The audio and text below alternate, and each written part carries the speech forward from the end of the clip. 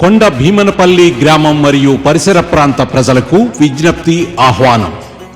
శ్రీ మునుకుంట్ల వెంకటరెడ్డి, శ్రీమతి మునుకుంట్ల విద్యావతి, అమెరికాకు చెందిన శ్రీ మునుకుంట్ల తిరుమలరెడ్డి గారు కుటుంబ సభ్యుల విజ్ఞప్తి ఆహ్వానం. శంకర నేత్రాలయ వారి ఆధ్వర్యంలో జూన్ 2వ తేదీ నుండి 10 రోజుల పాటు ఉచిత కంటి వైద్య శిబిరం నిర్వహించనున్నారు.